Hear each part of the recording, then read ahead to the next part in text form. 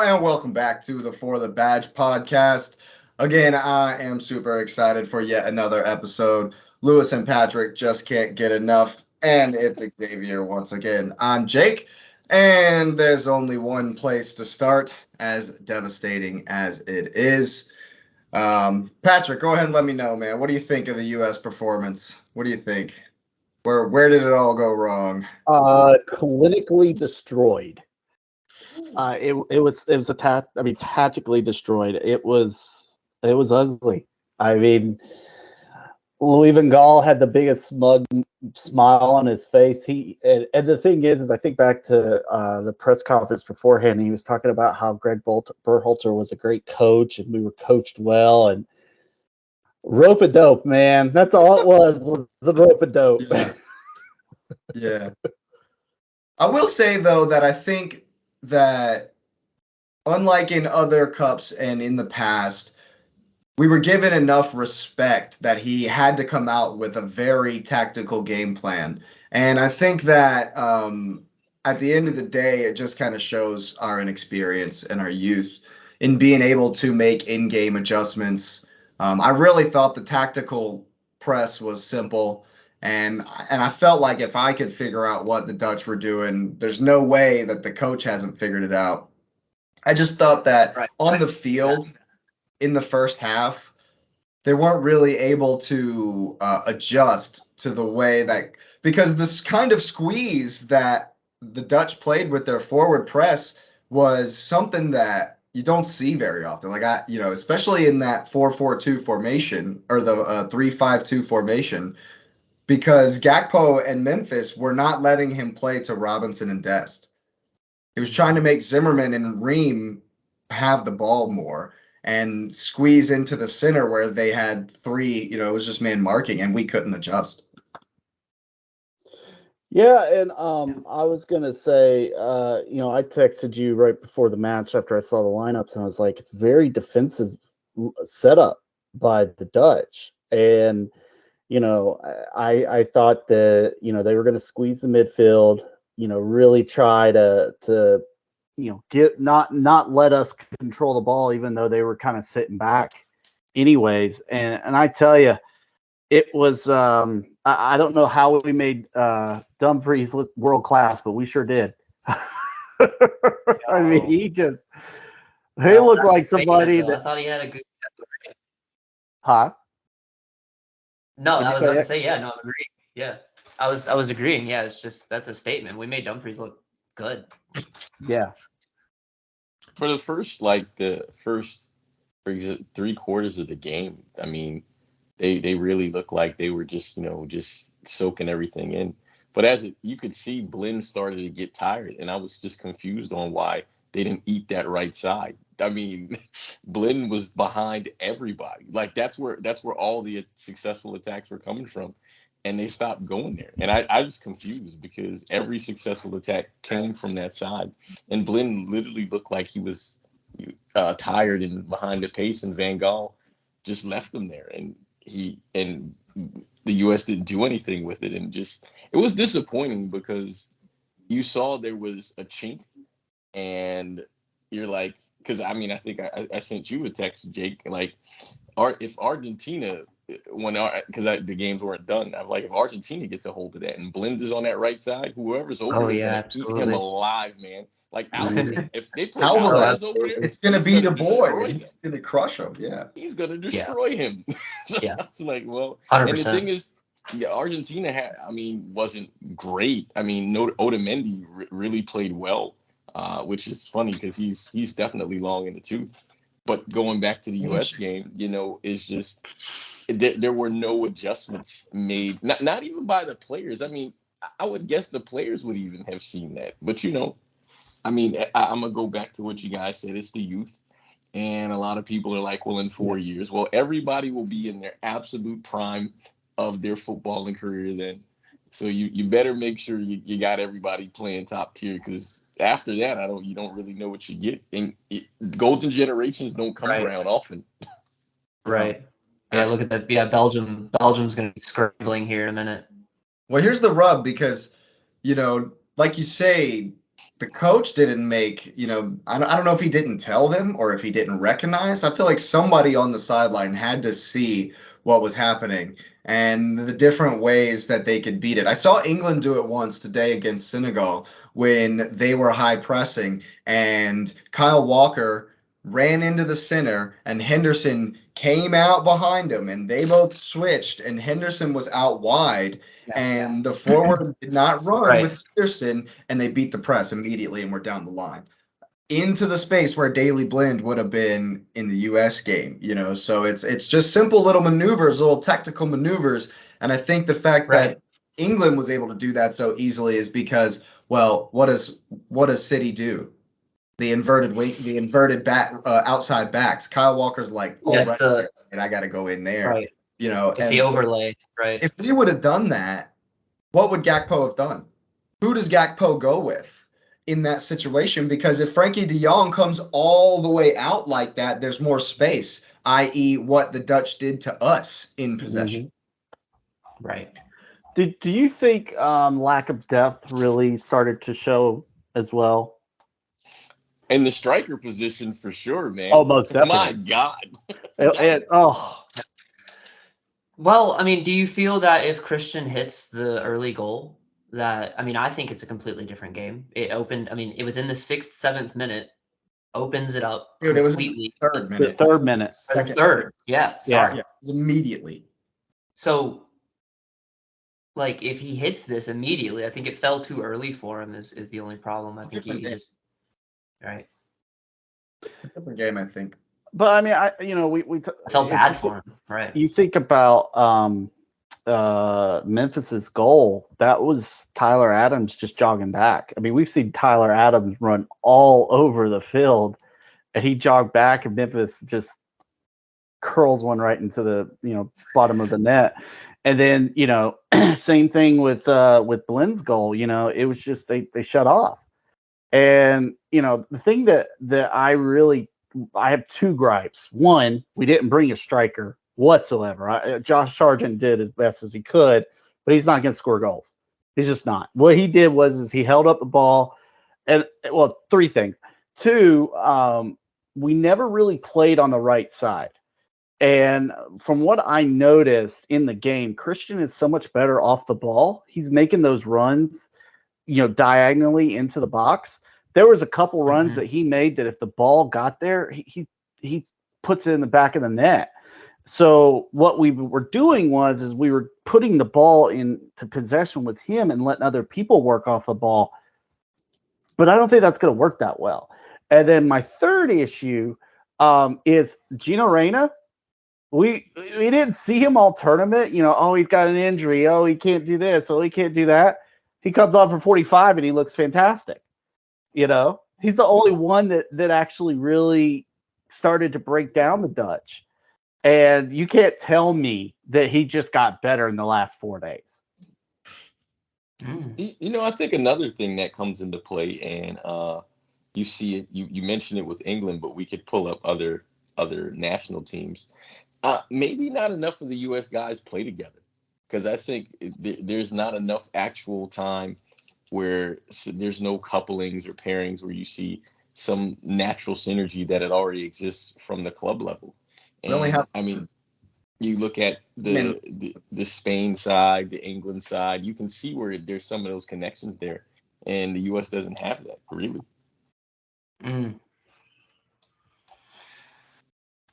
yeah. I think that Patrick's right though, as far as Gio Reyna is concerned, and I think it's something that we lack a lot. It's something that Pulisic does as well, but if we would have in that little spell where we were attacking Blend's side, it was the quick, incisive pass in behind, and instead of immediately tapping it right back to the defender, they do some kind of move and get a turn, and they're in behind their midfield marker, and we look dangerous going forward. There's just not enough of that. There wasn't enough of the risky ball in between the lines. And I think when Reyna came on, he kind of had that mindset of, all right, we got to go forward. We get this pass. I'm trying to turn. I'm not necessarily looking back to pass it, And I think when And that was exactly how we needed to beat their press. But as far as Adams, you know, I didn't think he looked bad, so to speak. No. I think the Dutch tactics made him look bad Yeah. because Musa They- Musa was being dragged everywhere, all over the field, all over the place. It's what we should have done to Frankie De Jong.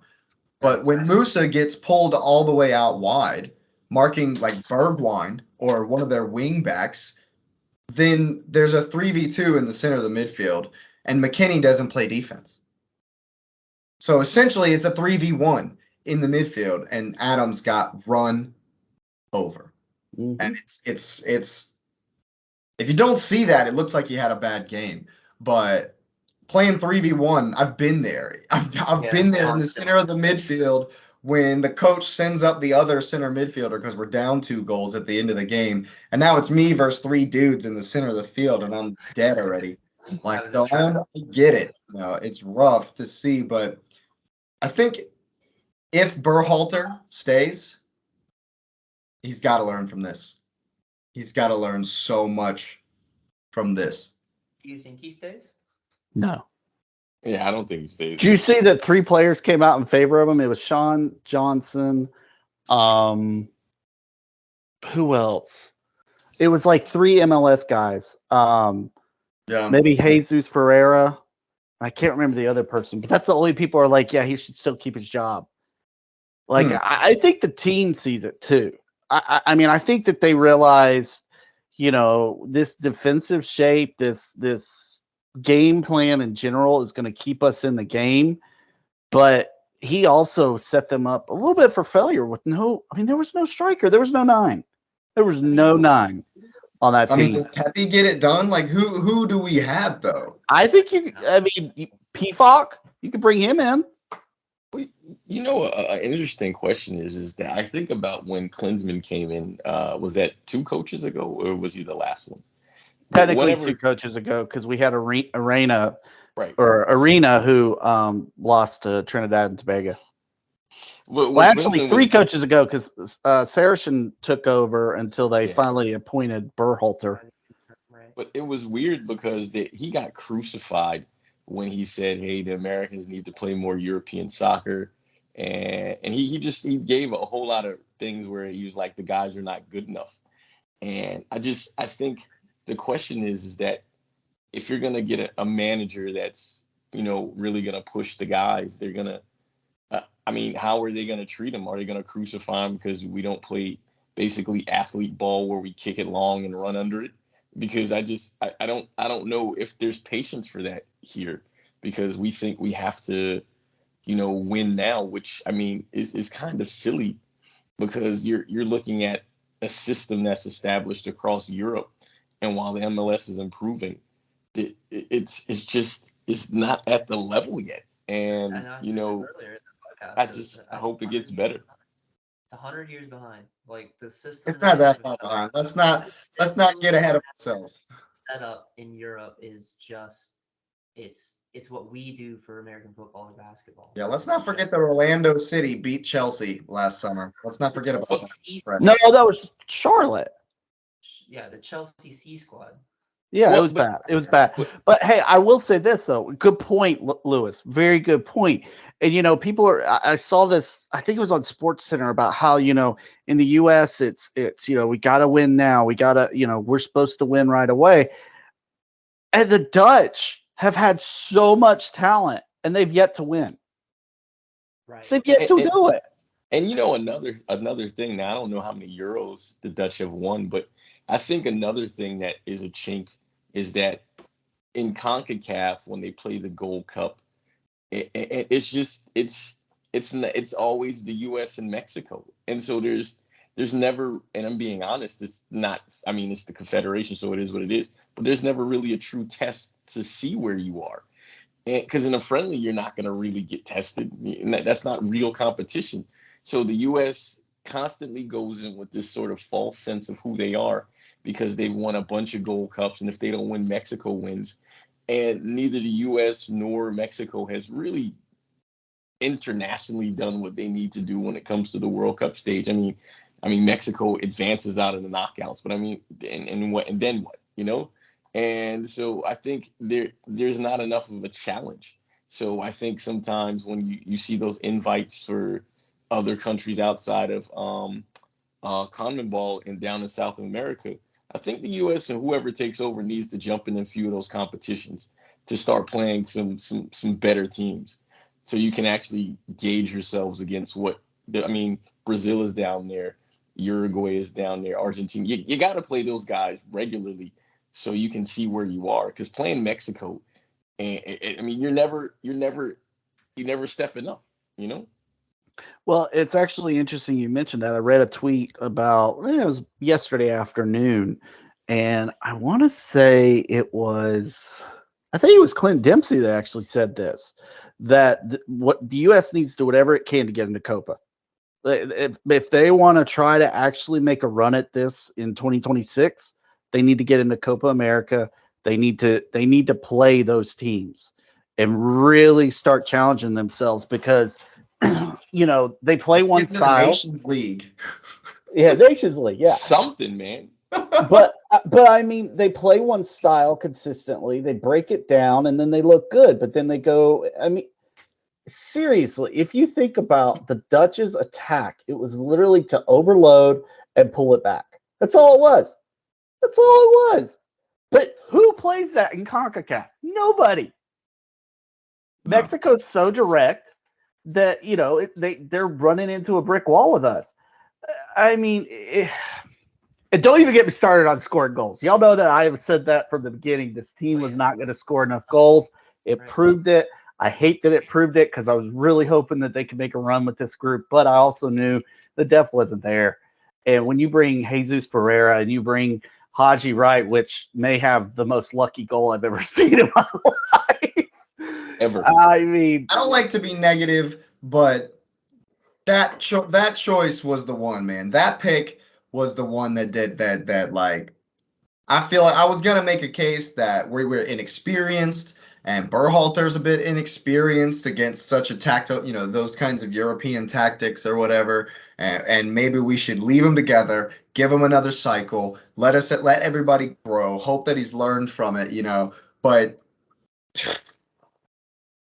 this happened in 2014 too, man. This is one of the reasons I don't like Jurgen Klinsmann. He left out the legacy pick in 2014, left the greatest American soccer player of all time at home in 2014, and Josie Altidore goes down 8 minutes into the tournament for the cup. And if Landon Donovan would have been there, we would have beat Belgium. That's a whole nother thing. Haji Wright is so bad. I'm sorry. I'm sorry. How does the ball roll into the center and you have a 15-foot first touch when all you have to do is pass it into the goal because it's just you and the goalie has his back to you. Yeah. Goalie has turned around and is running back to the goal, and your first touch scares the corner flag. Style. He watched that game and got inspiration. That was great, X. That was great. I couldn't even. I don't want to be negative because I'm proud of the team, and I thought that they really gave it a go, and at the end they were just beaten by a better footballing mind. Well, I mean, yeah. If you look at the stat line, we win. It's so unfair. It's not a 3-1 in my mind. It really went down as a 2-1. We had more shots. We had more shots. We should have 3 goals. We definitely should. We had more possession. We had more passes. We had more pass accuracy. Like everything. Well, that's because they gave us the ball. Again, that's true. They let us have the ball. And on one hand, it's like, okay, they respect us enough to play a tactical game plan. But on the other hand, it's like, y'all ain't gonna score. Right. Yeah. They knew that. They knew they could brick wall back then, man. And that last goal, man, I can't even. I've watched that replayed like 10 times. And I'm like, the fact that the keeper calls him out and then, he lets it go. And then they're all looking at each other. And the guy, the attacker took his time going in. Like he took his time going He into the sat box. there. He was standing wide open. And He's the worst thing though, I mean, that's bad. Don't get me wrong. That's bad. Nobody closed Blint down. he had a free cross just to guide it to the back post. But I mean, if you go back and watch it, Dumfries is seriously standing there by himself for a good 10 seconds. He is. Just standing there, just waiting for it. But the keeper calls him out. I mean, he calls it out. Nobody goes. And what's funny is that the center back is not marking anyone. So that's why the other center half picked up the other player. But the funny thing is when he received the ball, he had so much time where he could have decided to pass to someone to score. Like it was another person he could have passed to, and they were going to score on that regardless. And it was just sad because at that point, I'm like, you know what? They have to play better competition because you got to stay on your P's and Q's for all 90. And that definitely was you not paying attention the whole time. I had a coach once say every goal scored. So back when I moved to defense in high school, whenever he was teaching us defense, he said every goal scored. He said, I don't care no matter how good it is, no matter if the guy hits a banger, top 90, ice beam, doesn't matter. It's a series of defensive mistakes every time. It's a train wreck. Yep. Mm-hmm. I had an Irish coach that called it a train wreck. Every goal is a train wreck. Well, that makes sense. This guy will be mad. Yep. It makes sense. I mean, there's a series of mistakes along the way, whether it's somebody not being marked, whether it's somebody, running back slow, whether it's somebody getting depossessed. It's something. And I agree. I mean, and I think that's what frustrated me the most. Like we talk about the heart of the U.S., and I'm not saying they didn't have the heart because they did. They really, really did. But I think that's where that lack of depth, that fatigue really set in. I mean, some of these things that just happened are elementary. I mean, I started playing soccer when I was 5 years old. And the first thing you learned was mark your man. I mean, literally just mark your man. I mean, they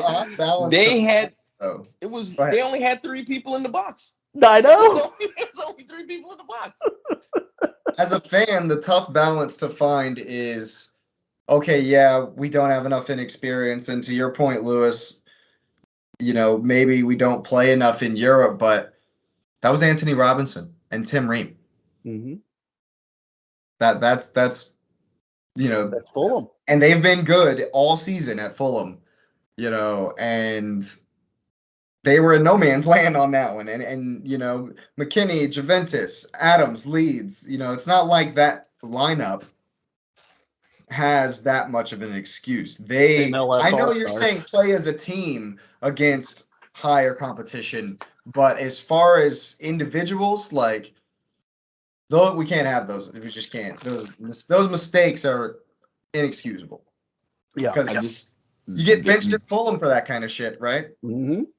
And that's part of the reason why I just think they're not asked to be, at their best all the time when in the confederation they play in, and so that's where they turn off. And at that point, I think they felt, which was weird because they were pushing to get a second goal at that point, and they just turned off. And I'm shocked because their expressions everyone had when the guy was there, everyone's shocked. They're like, "What do you mean?" Right. There was a whole center half not marking anyone. How are you not marking anyone? Yeah. And I think Patrick's onto something. I do think the taxing nature of the run that Netherlands they knew we were going to work in the game. They knew that America was the workhorse they had a lot of workhorses wanting to run and gun for this game. And tax. It's just the taxing nature of that. And then the quality that the Netherlands is going to bring both defensively and in their midfield, the tactics, like Jake was saying, really plays into. I can work around. You can run all day. You can be as fast as you want, but I know how to work around you. Well, what would be funny is, and I made my point about Blend being susceptible to the Argentine front 3. Now it depends on who shows up. Is it Higuain, 2.0 showing up out there? Because that game wasn't supposed to be close like it was, and it ended up being way closer than it should have been in the end. And it's confusing because Argentina finally looked like they kind of turned on, and still they made it closer than it needed to be. I mean, if you want to segue, that could be a good segue into the Argentina-Australia game. I thought that if you looked at the way they were playing, um, their midfield setup is kind of weird, and I feel like Rodrigo DePaul, or I'm not sure that's his first name, but DePaul there in the center of the midfield has really grown into the tournament. And versus Australia, he was fantastic. I thought he was really good. It's really interesting because they have two center midfielders behind Messi, and they're just like, okay, pass it to the Italians. Let Messi do whatever Yeah. he's gonna do. But DePaul and the other dude in there, I thought had a good game as well. Coming back and forth. Their style in there's a little weird because they're just like, all right, let Messi do whatever he's gonna do. But I agree that I think they figured it out. I think Alvarez is, again, Holland's 19 feet tall, so he's overshadowed there literally. And then he's next to Messi, but Alvarez, again, another one. If he's on the pitch, you put him on the pitch, he scores. He works, man. Yeah. He's doing it. I think they figured it out. I think they're gonna I think So- they can handle the Netherlands. I was about to say, what do we think about them against the Netherlands? I mean, the firepower obviously is on Argentina's side. And they have the experience to beat any tactics you throw at them. Yeah. I think the Netherlands is going to have to attack them early.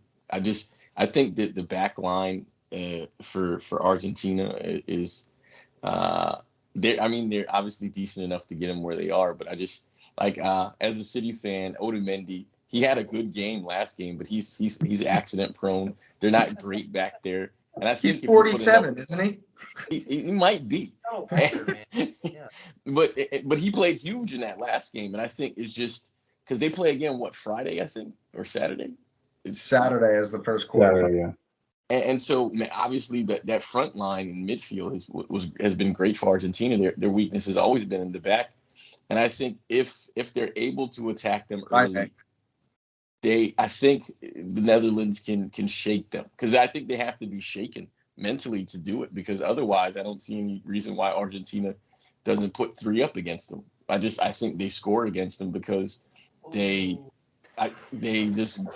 just like Alvarez. I mean, obviously I have a bias, but watching him play in South America and he's starting to look like he fits, and he belongs. And I think if those guys play the way they do, and I mean, I just think Blind was a huge spot for me, and I know I wasn't the only one that saw it, and so if I see that, I mean, I'm going after him every time.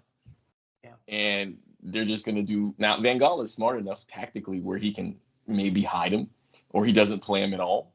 But I think if Blind is back there, Argentina gets 3 in my mind.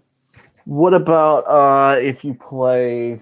I'm going to take Jake's name, Van Disney, and is it Delight? Yeah, he didn't play. He didn't play. The until Lit didn't towards the play end of the versus game. USA. Lit. Yeah, he did. He came No, on. he played. Well, he came on played as a at the sub. end. He came late. So what if you play him and move Aki to right back? Because that's where he's played for City, hasn't he? Yeah, he could. I mean, they have to see that, because there's no way you watch Alvarez and you see Blind and you're like, yeah, I'm gonna just leave him there. There's no way in hell he sees that, because if that's what he runs, then they're going to lose. But if he plays, he might play 3 in the back, or they might play 5 back there to protect them. Maybe they throw one extra one on. I think it'll be the same formation. I think he'll do a 3-5-2 again. I don't know That's if very defensive. I don't know if he'll try to do the same squeeze where he's going to try to make Otamendi play and be on the ball and play into the center, because Messi will eat that up all day.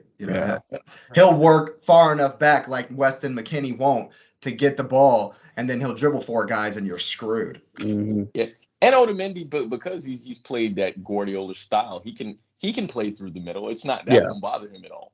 You really think the Netherlands are going to clog the? I feel like the Netherlands are going to start to take one out of the midfield, pack the defense to make the wall.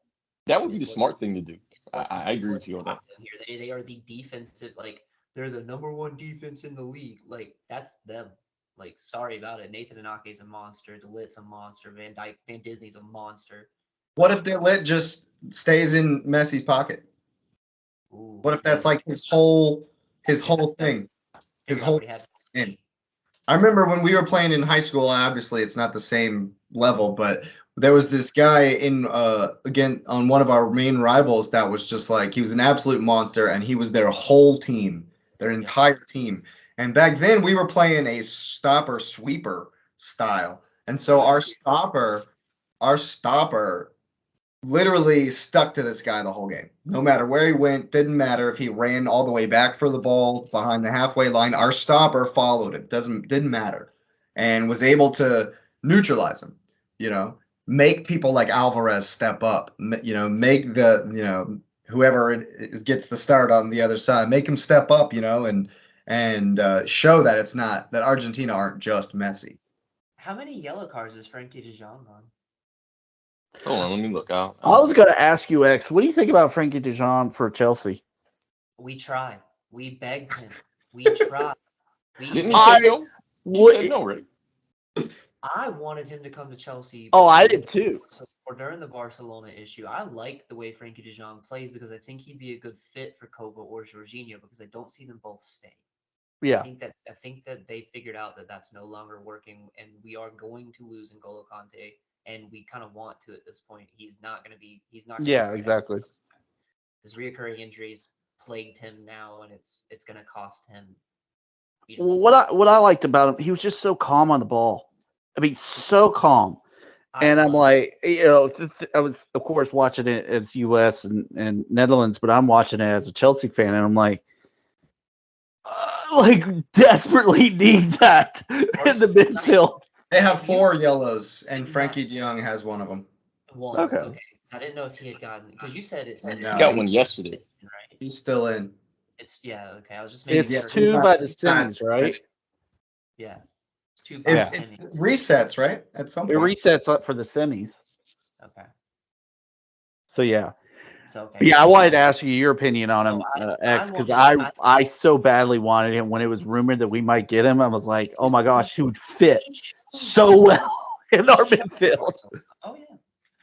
If we could have kept the Barcelona crew that went, if we could have got them into our squad, we would not have a problem competing right now.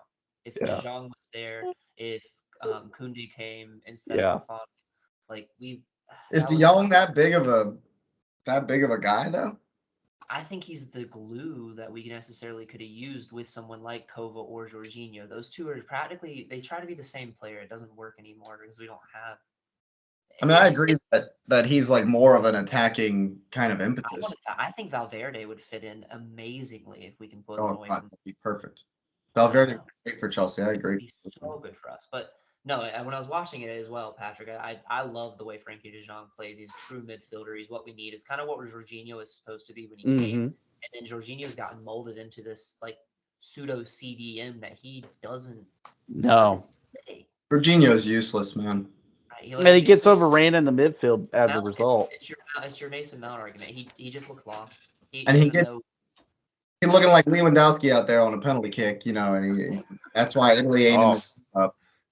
What a loser. Get to that. Go ahead. I think that the Netherlands lines up vastly more defensive against this Argentina squad because I think that they're going to err on the side of they have more in.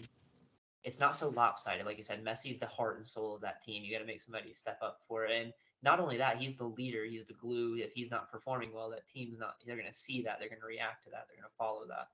So yeah, if you can disrupt that, and I think if they defensively can hold or the rest of them, which they have the talent to do so, Gakpo's going to get a run in. He is. Depay has some Depay has the tactics and the skill set to put a goal in.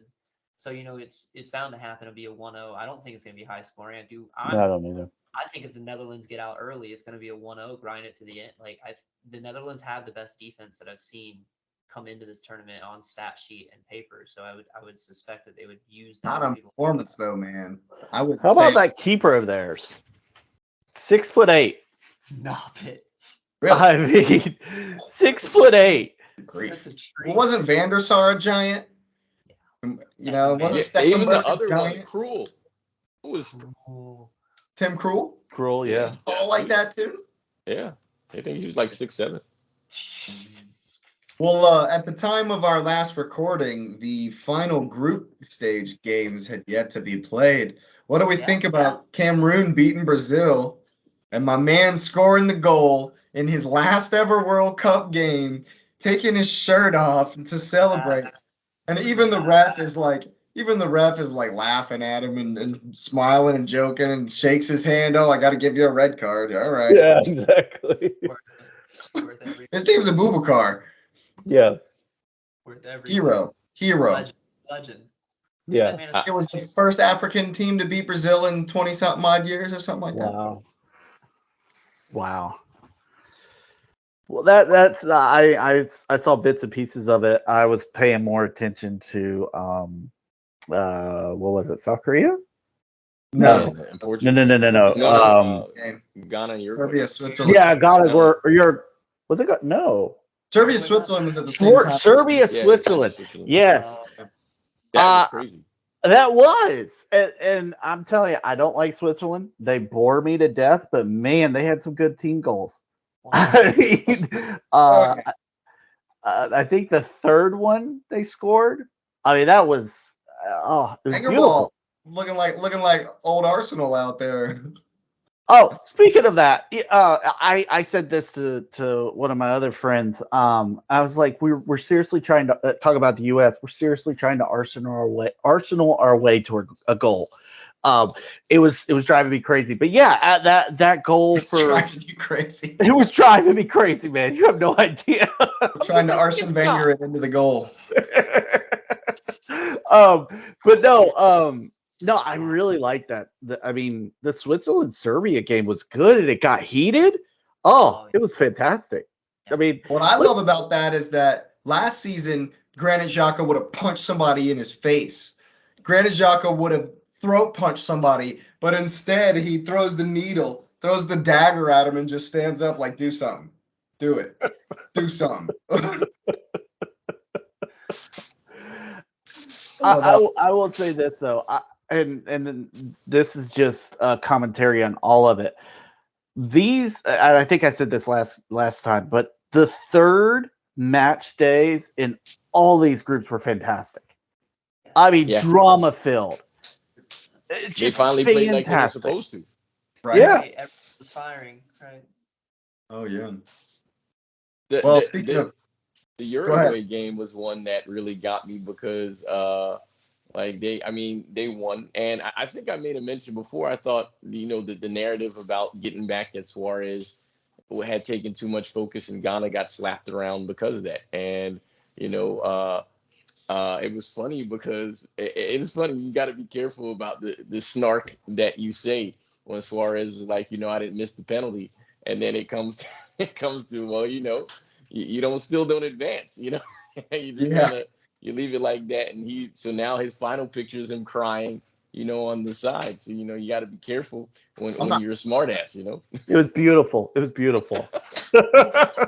hey, he's hey, got I to be the told this world's to, least likable player. I told this to Jake. I texted him this. I said, "Fun fact: Italy has not been in the World Cup since Suarez bit Chiellini." Oh my gosh. Yep. That's intense. I didn't know that. They've missed 2 cups in a row. Cops. Which is something. Thanks to your boy, old Georgie. Old Georgie. Good for you, buddy. And you know what? It's so sad because I don't know how you still rate his him. overall PK rating is like 98%. Like he's one of the best to do it at the spot, and he missed one of the most important ones. So it just sucks for him. Not that. Speaking of the Uruguay game, like that's disgraceful to literally chase the ref down the tunnel. I Did you thought that was gonna get scenes violent. at the end of that game? I thought that was gonna get violent. Yeah.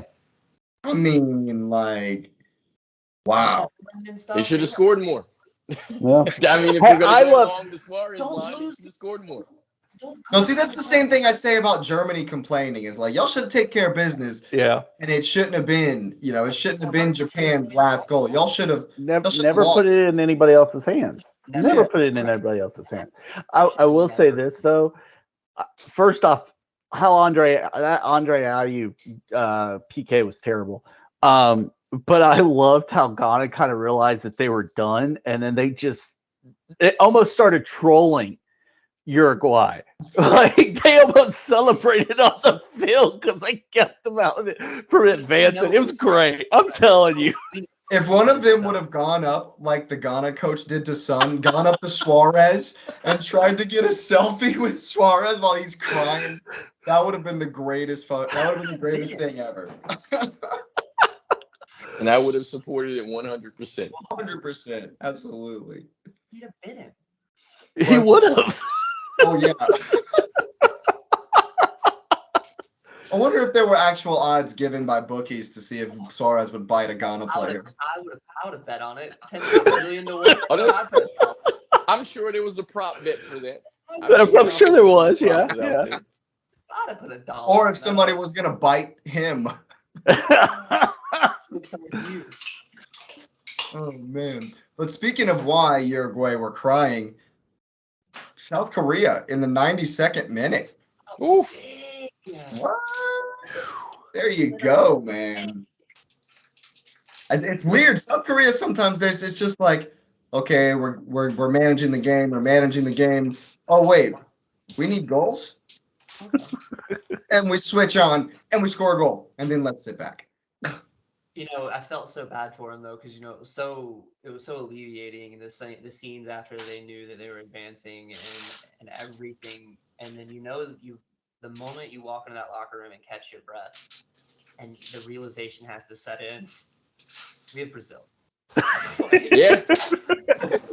Brazil that lost the game, Right. with angry Neymar coming back. Pissed off Brazil. The same way France lost the game, and Yeah, then exactly.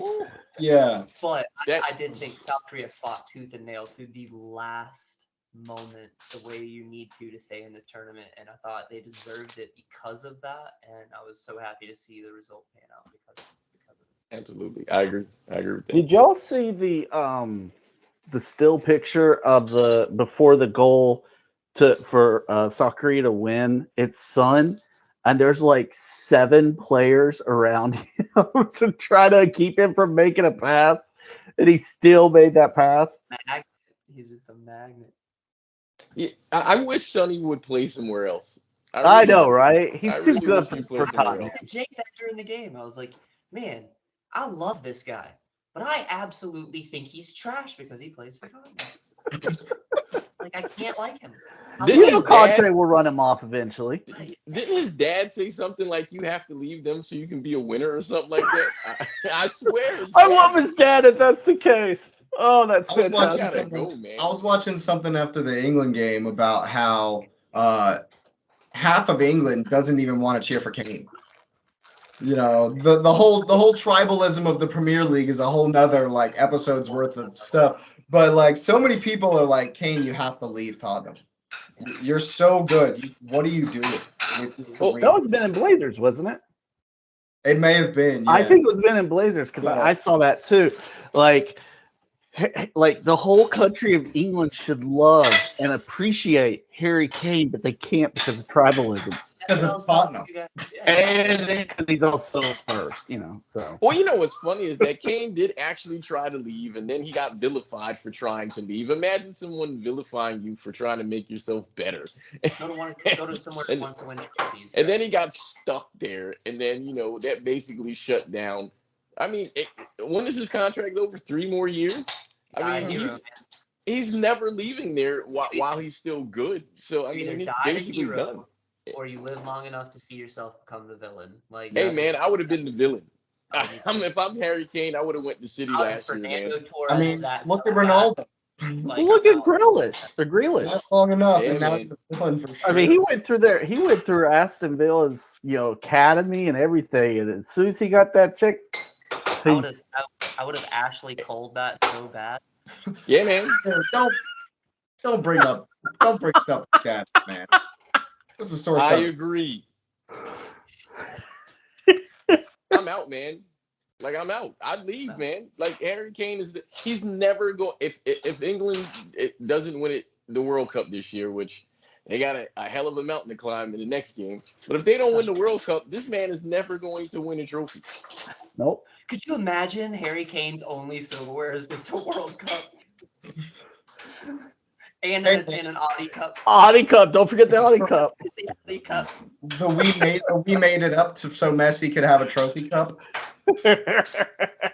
Look, yeah, I mean, it's. I feel a little bit bad for England because if you look at that France performance today, Jesus God. Mbappe looked like he was turned on 11, man. Yeah. like I know Fox is all about sensationalism and the media is all about, this stat that makes it big or whatever, but he's already being compared to Pele. He's surpassed a record that Pele held today. He's tied Messi's goal total in the World Cup. He's already a world champion. 23. He's 23. Like 23. he's what are we gonna be saying in 10 years? He looked unplayable today, man. He didn't care who was in front of him. He looked unplayable. I'm like, this guy's ridiculous, man. And this is the scary thing about these I would say like iconic players, and I'm going to make a reference to Karim Benzema here in this moment. Like Kylian, but when Karim Benzema wanted it in the Champions League, is just when they turn it on, they focus in, they dial in, they buy in. If that is the Kylian Mbappe that comes out for the rest of this tournament, France will repeat. There's no one. That's where me and Jake were talking about it today. But if that happens, no one's stopping this guy. The only way to stop him is the Nancy Kerrigan. Like you gotta just kick him in the knee. There's just no other way. Well, it's sort of like the Michael Jordan thing. Like Michael Jordan was a killer. People talk about, LeBron to Michael, and you watch LeBron and, he's got all the talent, but he doesn't have that mindset. Like when it's time to turn it on, I'm a killer, man. I'm just going to I'm straight going to just take your heart out, stomp on it, whatever I need to, so that I can be successful. Mbappe's got that. I mean, you see it. Like that dude, he just watched. When he set himself in the box and they gave him enough space to just actually square up himself with Szczesny, I was just like, it's top Ben. Yeah. And he made it look easy. He made it look easy against a decent goalkeeper. Like he was the best goalkeeper in the tournament so far. Yeah. Just too easy. Yeah. No, but it is a massive mountain to climb. But this is what I was talking. I was texting Jake earlier today about this one too. This is going to be such a rivalry tournament that's coming up here. England, France. That could start a war, like in and of itself. Like it's not. Like if a routing happens, London probably might burn. Like, that's not going to be good. But the Spain-Portugal game again, Jake. Oh, that's gonna be fun Morocco. if that happens. Oh, that'd be great. Morocco. Spain's kind of my dark horse here. Spain-Portugal is going to be an amazing brawl. Brazil-Argentina down. It wants to get to the. Oh, dude, it's just going to get. Oh, this tournament's set to just be amazing. It is absolutely. The thing that I think will be exciting is Japan, South Korea would be the ultimate upset. Oh, that would be I was so hopeful that was gonna happen. No. Oh my gosh, I was looking at it. I was like, "Is there a way? Is there a way?" Oh, it's only the final. Korea would be amazing. Yeah, but South Korea. I'm excited to see England play France, but for this reason, I want to see what Southgate does for adjustments. Obviously, they have the personnel where they can play them, so the game is not going to be about individual talents per se. I mean, Mbappe, you can't really do anything about. I want to see what he's going to do to adjust for it, because that's where Southgate, if he's going to win one, this will be the one where he figures out what he's supposed to do. Because this will be the one where he either he gets his teeth break out or not. Because if he can beat France, those guys should be buzzing to go all the way to the end. It's gonna be like Xavier says, if you beat Barca in the Champions League, win. Well, it used to be. Yeah. Right. Yeah. If you beat Madrid now in the Champions League, Yeah. Yeah. If you beat Madrid, you should win the champs. If you beat Yeah, France, you should win the World Cup. That's the statistic. If you beat Barcelona or Madrid, you go on. The team who's done that has gone on to win like 80% of the time. It's some stupid statistic. Do y'all think that Southgate sticks with Foden if Sterling's available? No, Sterling. Man, Foden had 2 assists. Every game Foden has played, he's been a damn monster. There's no way in hell he don't play him. He should. He should. But does he? No, I think Well, I Sterling's mean, mindset the funny isn't- thing is, I sent this to Jake a little while ago because I didn't know it. Like Sterling left, he wasn't even there. He went back to Right. England because his family got his house got broken into, and his family was there. So I don't. I mean, if I'm Southgate, I mean, I know it's a knockout, but do I play Sterling, who might be like not mentally there? I feel like that doesn't make sense to do that. I mean, he already misses stuff, but I mean, he's a talent. I mean, I have tons of love for him, but there's no way I take the consistency that I've seen and put Sterling in after what just happened to him. Not even I'm not even talking about the result now. I'm talking about Right. your family got robbed. They're traumatized. Your mind is not there. Why would you stick that guy in the game? 100% no. And you have Well, a no, backup. I agree. You have Grealish behind Foden if you need somebody to step in and actually like take on some taxation or some rest. Like, there's no need to tax him or put Sterling through that or try to play him and try to make him. There's just no need for the liability in such a game as France What- beat England. Wasn't there another player, Yeah. England player, that left too? Wasn't it the White. second one who didn't play for family reasons? Ben White. White, Yeah, but yeah, that yeah. happened like 2 days ago. He's Oh, okay. coming back. Okay. But supposedly he's coming back. But yeah, Kane breaks his duck as well. Gets on the score sheet with a thunderbolt.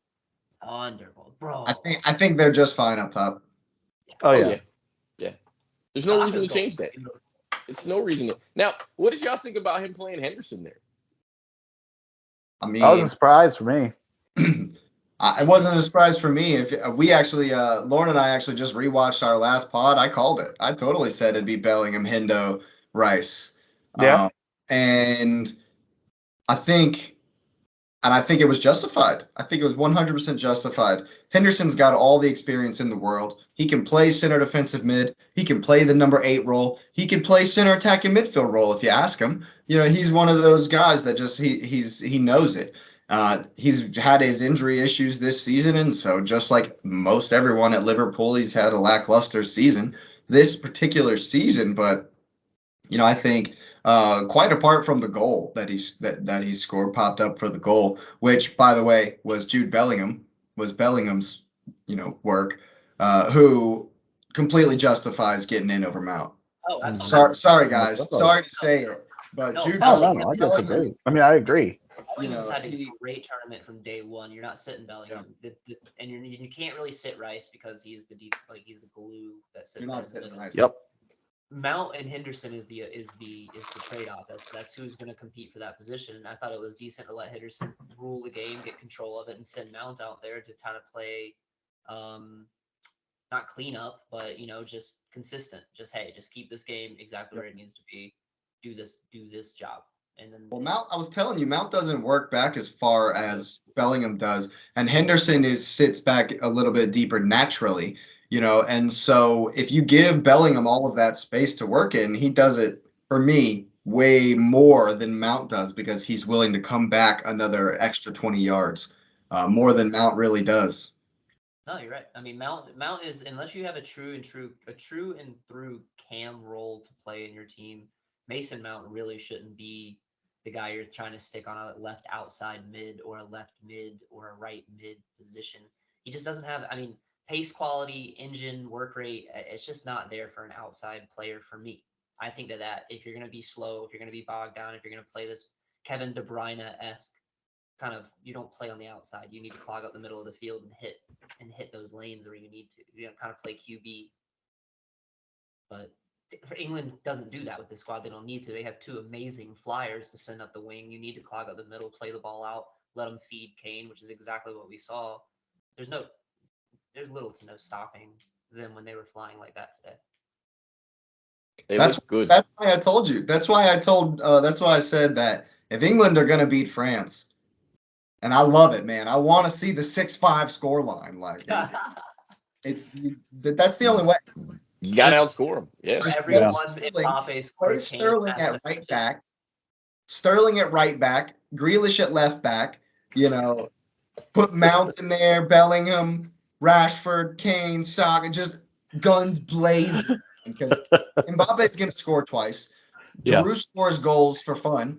They fun. blew the whistle. Oh, that He one. was Oh, offsides, and he scores a sick bicycle kick just for that, just for the I'm for the Olivier fans, Giroud, and I can do this. Remember? just for the games, man.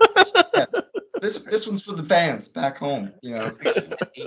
Like He's such what? a technical striker, man. I love watching Olivier Giroud play and score goals. He's such a technical striker. Like, International football, Giroud is one of the best damn forwards you can find, man. first goal, Hey like, man, he dumped goals for Arsenal and for Chelsea, and now he's still doing it for Milan. Like, don't get it twisted. He scored hey, that 45 goals for Arsenal. that goal No, I'm just against talking about the way he plays now. Atletico. I'm telling you, whew, that was a bicycle kick, wasn't it?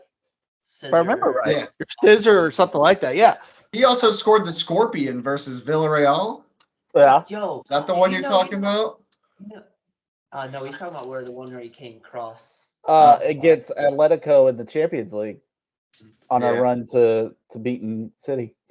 Do you know in FIFA 23, that? if you hit a scorpion, it says in the replay, first it was, I cannot remember the first player they say, then it was Giroud, and then they It's say the Mkhitaryan. name of the player.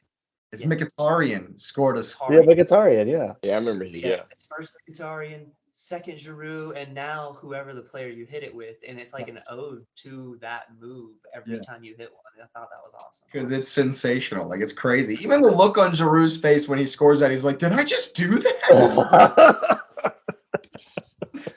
What's wild for me about Giroud is that, and shout out to my man, the king, the one and only Henri, gets passed up for the record today, and then Mbappe is like, "Oh, you got a record. Well, check this out. Here's 34 and 35. Here's 33 and 34 or something for France." What's crazy is Griezmann has like 40. But Mbappe's gonna blast past them all, man. Yep. The French just know how to put out a striker, man. It's beautiful. They always have. It really is. What are you gonna Mbappe do? is something else. What is England gonna do? Harry Kane's just got to, goal for goal, man. This is whatever you can do. I to do would better. I would love to see Harry Kane drop a brace out there, Mbappe give you a brace, and then and it's just shots after Jordan shot. Pickford. Jordan Corner we talked about. Yes, he comes in up on the 90th, hits the header. England kill Frank. Bro, again, start a war. London will probably burn just because they just beat. The blue side of Liverpool freaking out. Dude, Roger Bennett from Men in Blazers is a diehard Everton fan. He would lose it. He would lose his mind. Frankie Lampard would just absolutely. Oh my God. I want to see it so bad. I really don't want to see Hugo Lloris do it because no. But if Pickford did that, that'd be the most amazing thing of all He's time. won my For the Badge Player of the Week like 4 So times. many times. So many times. Yeah. Just standing on his head. Like Everton had a good defensive record this season because of him. They played good defense, but he's made some wonderful saves. Wonderful saves. It was last season against Chelsea. Like he kept on making some saves where you're like, dude, like how? It's scripted. Like, stop. Well, I know we touched on Brazil and South Korea and Japan, but we didn't touch on Croatia, who Japan is playing tomorrow. Does Japan's 1-2 punch, is that going to be enough to beat Croatia? Because they showed that, okay, we had a shaky game, and then we're capable of 4-1 people. So yeah. Well, it's funny because Croatia always gets overlooked for this tactical or technique or the technical side of the game. Their midfield. Croatia plays a very technical and tactical game. Mm-hmm. So like Kovacic is like whatever for Chelsea. Put them red and white checkers on, bro. He's a brute. Croatia's always had Croatia and Serbia. They always had these brute players where it's just like, as soon as I put on this jersey, it's a boxing match. It's not really a soccer game. Dude, Brozovic, Modric, and Kovacic have been excellent. Midfield, bro. That's a midfield. You know what? Just bring Modric back. Like, just. I love Luka. Oh, I love Luka. I don't. Huge fan. Well, I know. Well, he that's all worn off of him. He's all Real now, you know. But yeah, Sure. Well, I I hate think Daniel Levy for what he did to Luca and Chelsea. So but yeah, Luca, he's so fun to watch. Yeah. I He's mean, a baller for sure. just thinking about Luca, Chelsea in the Champions League last year, Luca just hits an absolute dime to Rodrigo. I mean, there's no one else in the world that probably hits that. And he hits it like right on his foot. Like I even stood up and applauded on that one, even though it screwed Chelsea. I'm just like, dang, dude. Luca and Kova are gonna show out. I think Japan. What I'm always impressed with the Asian countries is like, we talk about the heart and the gusto and the run and gunness of the American squad. South Korea won't give up. They can be down. They won't give up. Like, they can get knocked out mentally. It's just physically they just don't look to be like, oh, okay, we're gonna walk across the field, or okay, I'm gonna jog over here. They seem to just fight and claw, and every time they get onto the Target Neymar's ankle. Yeah. I think Croatia wins that one. I think it's going to be a close one, but Yeah. I think they win that one just because the steel they have in the midfield. I mean, steel in the sense of mental and physical. Yeah. I think they're just going to be able to kind of be steadfast. I think they get a goal early. I think maybe the first 15 minutes they get a goal, and I think they just control the pace from there. I can see it. They've Yeah, definitely. I mean, oh, sorry, good, Jake. No, I'm just saying they've got the talent to do it for sure. And Kramaric has quietly had a fantastic tournament. I thought up top for them, he was what they were missing in the first game, and he's come in and really done a really good job. Oh, I was gonna say. I mean, we were just talked about the midfield options for Croatia, and I mean, I think you talk about Japan, how they beat Germany, and then they lost 1-0 to Costa Rica, and then Spain they 2-1. Same thing. It's almost the exact same blueprint and everything against Yeah, Germany. exactly. And so, I mean, I think this might actually be the first one we get to PKs. I think this is the first one we get to PKs. Oh my I can God! see that. Don't do it to Croatia. I can see 3 that. overtime games last time in the knockout stages. Are they going to be the endurance men again? Oh, Yeah, that's exactly how they. Yeah, dude, they had I can a see that, though. tournament last time. Mhm. Yeah, man. Yeah. I can see that. They were like in that semifinal. They're like, we're not going to penalties again. We're not doing this. So they had to score in overtime to beat England. It's like we're not doing this again. We're not. No. I'm over this, man. But I don't know. They just have such potential, like you say, Lewis, to control the game. Yeah, I think they do that well. I think they'll be fun. But hey, gentlemen, I gotta get ready to go. I will definitely be up for another one, but I gotta do this other thing I forgot I needed to do. No worries, Well, man. No it's worries. always great to talk to you, Always you great. guys. I look forward to chatting in between as we make the next set of predictions. Sounds good, man. Thanks for coming out. Thanks again, man. No We'll doubt. See you, man. All right. But yeah, and then the Brazil South Korea game is going to be an interesting one too. I think Brazil just. I mean, if Neymar, even if Neymar is not 100%, No, they don't need it. They have the They depth. won't. It's just going to be a monster. I man. think. Speaking of Brazil, dude, Gabby Jesus, Oh, What did he do? Was it a hamstring? he's having knee surgery. Oh no. I don't know why, but it's March at least. That's devastating. Oh. That is unbelievably devastating. And I found it out on the same day USA's knocked out of the tournament. Just kick me while I'm down. Just what? Yeah, I saw that over across the bottom line, and I was like, "Oh, poor Jake. yeah. Poor Jake." That's devastating because the article I read about it is immediately talking about Eddie Nketiah.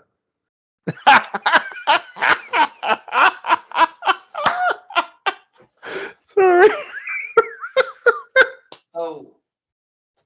Now someone needs to just hit Holland in the knee. We can just even out the whole top four. And Yeah, exactly. striker. We don't have a striker. They don't have a striker. We can just really see who's We need to Liverpool buy sold their merch. striker, and theirs doesn't speak the English language, so he has no idea where We he's need to gonna buy go. Can I interest you in a gently used Aubameyang? Aubameyang. Oh, Actually, yeah, y'all need a no, washing machine, don't you? Patrick, no, we got one even better. We can call Romelu Lukaku back and give him No. you on a bargain. Please no. Fire sale. Oh man, now we're gonna have to bring in Ronaldo. Oh god. Oh man. Oh man, that's awful. Can you imagine? Why did I just blank on who the manager is at Arsenal? Arteta. Arteta telling Ronaldo to play defense. Ronaldo's like, no, I sit at midfield. That's all I do on defense. I'm gonna stand here. You can yell. You can continue to shout in your black turtleneck or whatever it is you wear. Okay. Good. Oh man. Ronaldo, do we think Switzerland has a shot? Yeah, I do actually. I don't think that, as much as X wants to see an Iberian derby, I don't think that either of them can overlook their opponent. Is there any rivalry there with Spain and Morocco? I mean, they're literally Not really. separated by a little bit of water. They probably haven't played competitive, they probably haven't played in an official game many times, I would say. Right. But I think Morocco are flying high. I think Spain showed a chink, like we've been saying, and Hakeem Ziyech, another player. I don't want to play for Chelsea, so we'll light it up for Morocco. At least we could get some value out of them. Yeah, something, man. I think that it could be another thing where Spain's inexperience might have them up against it, but if they turn it on, I think they do have too much. If they can hit the heights of the first game, yes, it was against a very poor side, but I don't know. As much as I do want to see the Spain-Portugal game, I think that beautiful. I think that Switzerland are going to give them a run. Yeah. Portugal have shown that they can get frustrated and just start tumbling. Yeah. And that's what Switzerland do. They frustrate. Has a quality though. They do. When does Rafa Leao start? When does he get the nod? I know. You know? I get so just bored by watching Switzerland, but I mean, I think you're right. I think it frustrates Portugal, and unless they just get one and force Switzerland to chase it, they might be in trouble. Yeah, I mean that it could go that way, but if it's the other way around and Switzerland pull out some kind of crazy Wenger ball move again and score one and then just sit on it. Yeah, which they can do.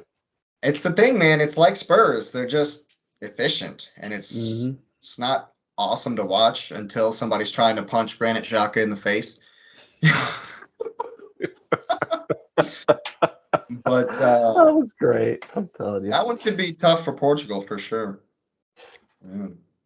But yeah, I would love to see Spain, Portugal if it happens. It would be man, that would be a fun atmosphere to be in. If Just Croatia, like Argentina, Brazil, if that happens, oh man. Well, it would be Croatia, Brazil first. 10th, an amazing day. Do you think? Do you think Croatia can beat Brazil? No. Who knows? Especially if they go to penalty kicks and are tired again. Who knows? Oh man. I don't know. I think that we start seeing the quality really start to show now. I think that there's been enough of the teams together now that before it was, especially in the group stage, it was. And we've seen this with teams who have advanced to the finals or at least the semis, they build upon. And I talked about that with Portugal. It looks like they're kind of building upon their I guess their route to quarters, semis, whatever it might be. I think we're starting to see that though. Today we get Kane off. He's finally on the score sheet. You got Mbappe just taking it to another level. You got someone other than Gakpo scoring for Netherlands.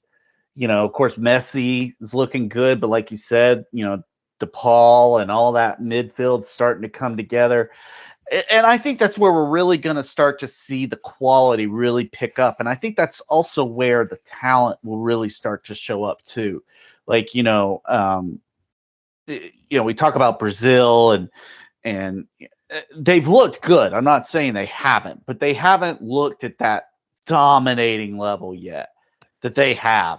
I think we start to see that, and we see it soon. And I think we're gonna, see.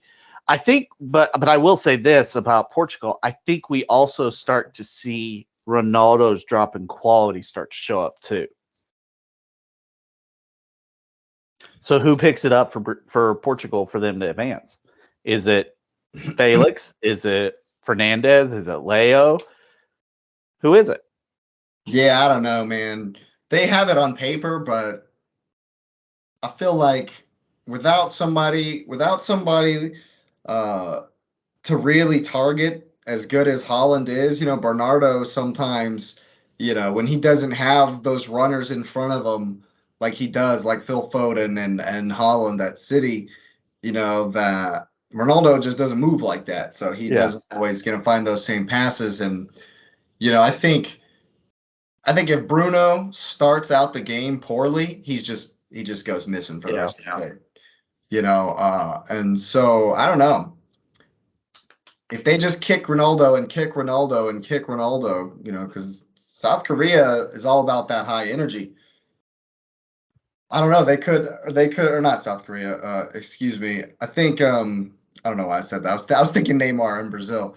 But if Switzerland come out and just body him, he might. Which you can see Switzerland doing that. I mean, that kind of plays into their hands. They're just. I mean, Granit Xhaka's going to be there. Of course, he's going to kick him a few times. Yeah. So I mean, I think though that when I filled out my bracket, which we won't talk about it. But when I filled out my bracket, I really thought that the talent level was what was going to stand out. And it really hasn't yet. I mean, it truly, truly hasn't. Not to the level that we were expecting, or at least what I was expecting. But I think we're starting to see pieces of it. We're starting to see Messi do Messi things with Harry Kane, Mbappe, Giroud, Griezmann. We're starting to see that talent really take it up a step. I mean, even against the U.S. I mean, Memphis, that showed. I mean, that was a great. That was a really good shot. I know it wasn't like a Golazo by any means, but that's a really good shot. Frankie De Jong, that talent, that quality really showed up with him. Van Disney was Van Disney. He had a couple flubs. So I think that as we work into this last group of 4 games or 2 games, no, 4. There's 4 games left of this round of 16. I think the quarters are really going to really, really be good, and maybe even better than a quarters from a World Cup that would have happened in the summer where they had been playing together longer. Yeah. I think we're going to see that quality really stand out here, and I'm excited for it. I really, really am, and I think we're going to get some of the matchups that we all want to see. I think you're 100% right. I think at this point, based on performance, based on what we've seen, it's just going to be what soccer and football fans always want, and it's just straight clash of titans all across the board, and I think if you look at it, only Portugal and Croatia from our projected quarterfinals aren't champions already. Mm-hmm. Croatia were close, and Portugal are European champions at least. So it's all giants. It's all huge matchups, and that's as a fan, especially now that US are out of it, you just want to see bedlam. Oh You know yeah, what I mean? You just want to see craziness. it would be amazing. And I hate the U.S. is out of it, but I will say the TV numbers were amazing, honestly, for this tournament. The last 15 minutes for the Iran match was 16.5 million, 13 million yesterday morning. I mean, yeah, that's better than some NBA finals. That's better than the World Series. I mean, that's a testament of not only the growth of the game, but okay, we have something to actually follow now. yeah. And but I think that you're going to still see a lot of people tune in to watch the Titans play. I mean, you're gonna. I mean, I was out and about yesterday, and I was watching Argentina on my phone, and my wife's like, "Let's go to lunch," and so we went to lunch, and I went into a bar. And I was there for about 15 minutes before Messi scored, and the whole place went crazy. And I thought people were watching the football games. No, everybody was there watching Messi. I mean, it just went crazy, and I was like, "That's pretty awesome." Yeah. Little town in South Carolina was wanting to watch Messi. I mean, I thought that was pretty awesome. So, but I think we're gonna see what we want, and I'm excited for it. Can Argentina beat Brazil? That's going to be such a brawl. That's going to be such a brawl. I cannot wait. I don't know. Honestly, I'm scared to pick a side on that one. Like I'm such a fan, and I'm so glad to be a spectator of this. These Yeah. two such rivals, and they're both firing. Like I don't want to say I underestimate this Argentina team on paper a lot, and they surprise me every time I do it. And they've done it for the last, 2 tournaments, so it's fine. They're going to keep doing it to me because I'm hard-headed like, Antonio Conte. I'm just going to keep doing the same thing. Brazil on paper look amazing, so yeah, I want to side with them. But again, you cannot rule out the GOAT. Like those winners win. Winners find a way to win. Absolutely. That's what it is. So it's going to be just That's the way they approach the game. But that's the way Brazil approached the game too. That's what's so spicy about it is they both approach the game with the okay, we're here, we win, good. And when both teams are that's when the individual, like you were saying, Patrick, that's when the talent comes out. That's when the Messis and the Neymars and the Mbappes show up, and they're just like anything you can do, bam, bam. Yep. So I mean, I'm pumped. I couldn't be more excited for the rest of the tournament. I know we can't really start talking about a match that isn't set up yet, but if we get Brazil Argentina, does Marquinhos have an advantage because he plays with Messi at PSG? Well, so does Neymar. Mm-hmm. Right. But I'm saying a defender against Messi. Does he have an advantage? Oh, the practice every day. Yeah. Yeah. Yeah. No, I mean, absolutely does, I think. No, it's but Messi. It's still Messi. And yeah. No. The same can be said. Messi knows all of Marquinhos' tendencies as well. True. And I would bet the farm on Messi pulling some. Oh yeah, of course, Messi always. Some little flick of the wrist or some, man. It's Messi. It's like he'll put him on skates and then drop him, drop his ankles. Messi hat trick and a Neymar brace. Argentina 3-2. We were so fortunate to watch the era of like the tail end of Zizi, of Zidane Zidane and Ronaldinho. We caught the full force of Ronaldinho, my man.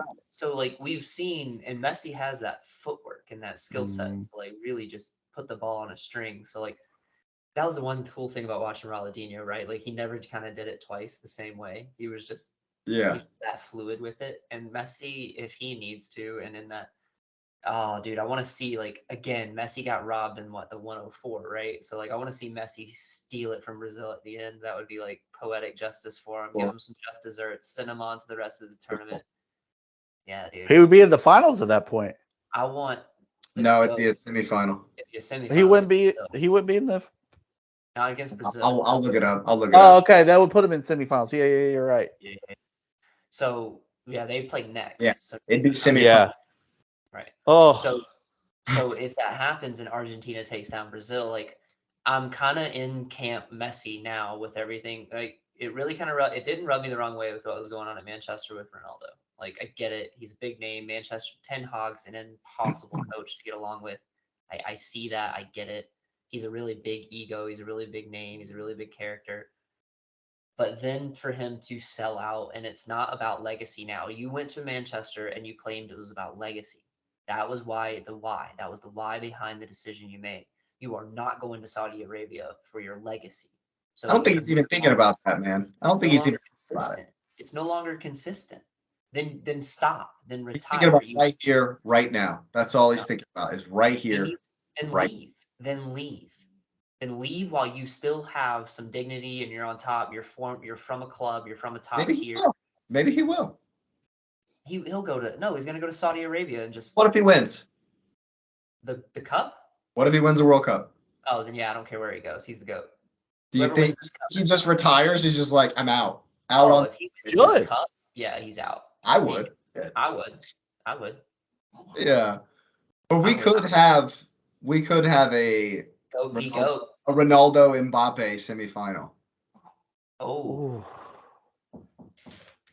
Right, it's Messi v Neymar in one semifinal, Ronaldo v Mbappe in the other semifinal.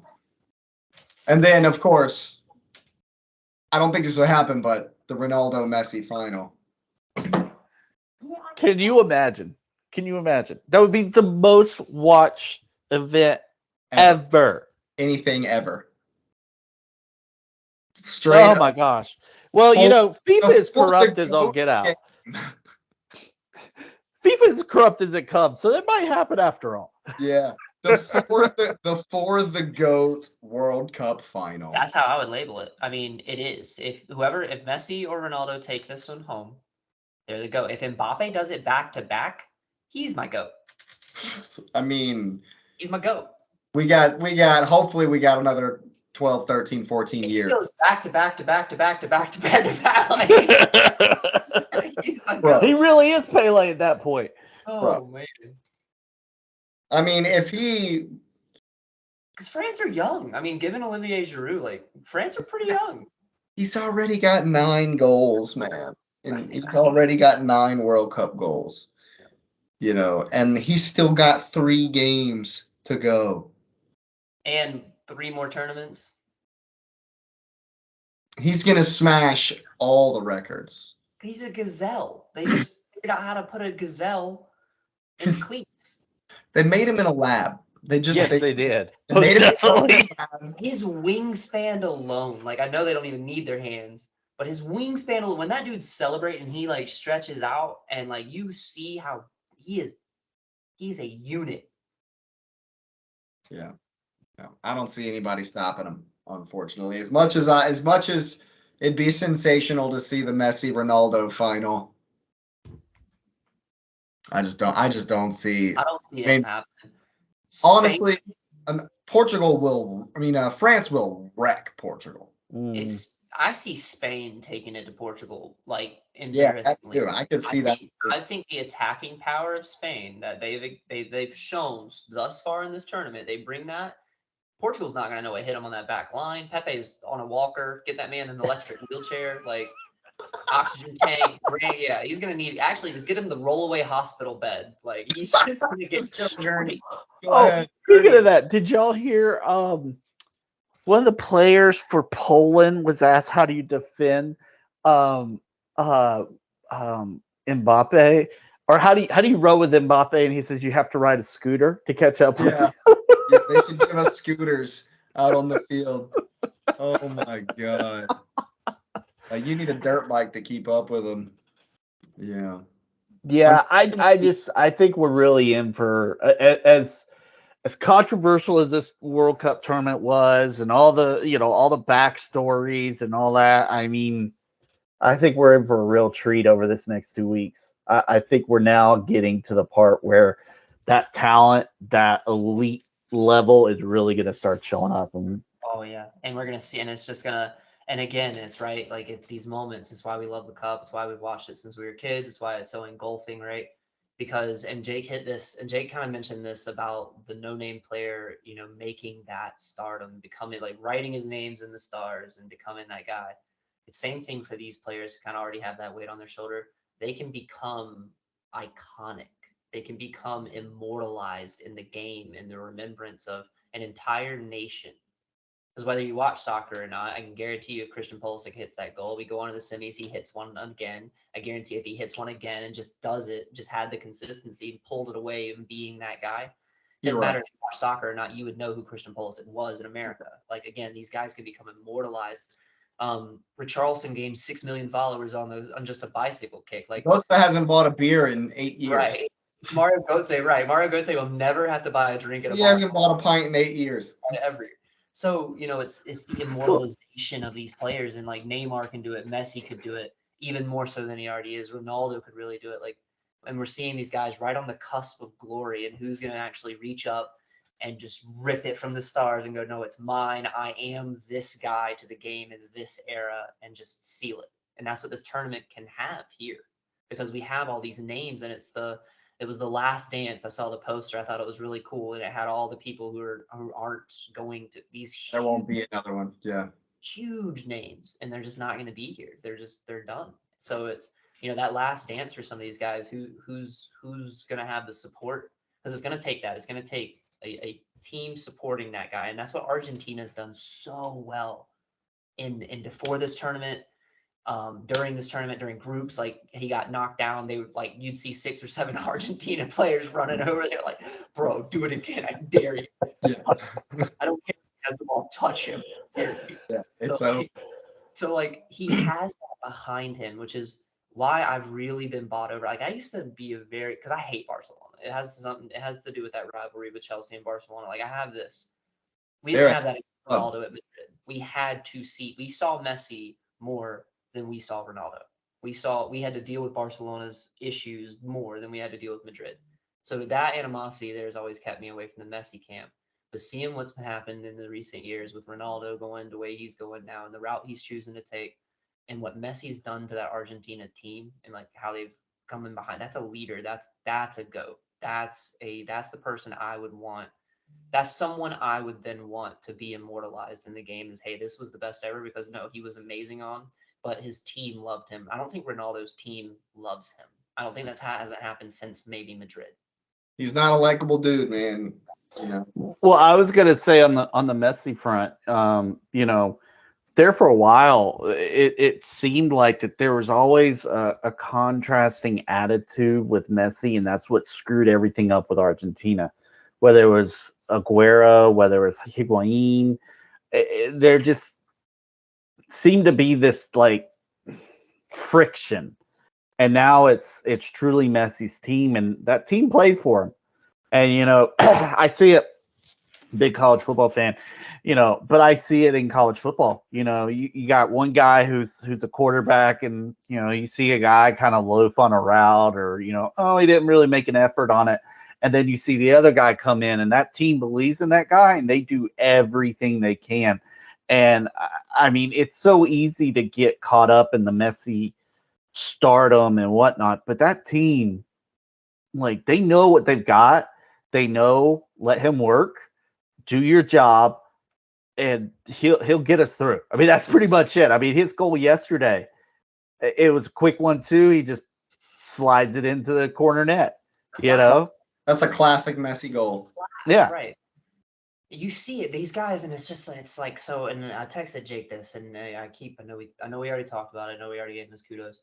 When I watched Olivier Giroud's goal in real time, it did not look like, okay, hey, that was a goal. Like, oh, it was a goal, hey, like. Then when you turn the camera angle and they slowed it down and showed how he had to hit that ball and drive it and place it into the ground in order for it to directionally go where he wanted it to go across Chesney, I was like, oh, hang on. Like, there is so much more to that than met the eye initially. He's a monster. And Messi's the same way. Like, he'll take something like that. He'll hit a ball, and you're like, oh, that was, good goal. Then you really look at it, and you're like, no, dude, that's a whole other level of technique. Like, It's a whole nother level of technique. Like that's not just reading the direction of the spin on the ball and replacing it. That's knowing like the physics behind how to make that ball do what you really want it to do, and that's Well, crazy. that I mean, my wife would watch the goal back, and she's like, "Did he hit that through his legs?" I said, "Yeah," and he did that on purpose. On purpose. Right. He knew his legs were going to slide wide open. Like was gonna like he knew that one guy was going to stick out and the other guy was going to spread their legs. And I'm like, he hit that on purpose. Yeah. Exactly right through it. Exactly. And That's what champions are made of, for sure, that's man. exactly that. Yeah, it's like, bro, the amount of practice and mental fortitude it takes to get yourself where I know this leg is going to slide 6 inches to the right because I'm going to twist in this fashion. So I need to, bro, that's a whole nother level. I love it, dude. Yeah. It's so It's awesome. an artist on the pitch. That's what it it's is. an artist. That's a great way to put it. Yeah, it's an artist. Yeah. Absolutely. That's how you become a legend. That's how you become a Messi. That's how you become the French leading goal scorer. I think we're going to have to go ahead and leave it on the note of the GOAT here. It's a perfect place. This has been the For the Badge podcast. I'm certainly glad everyone's here. Thanks again, Patrick, for coming along.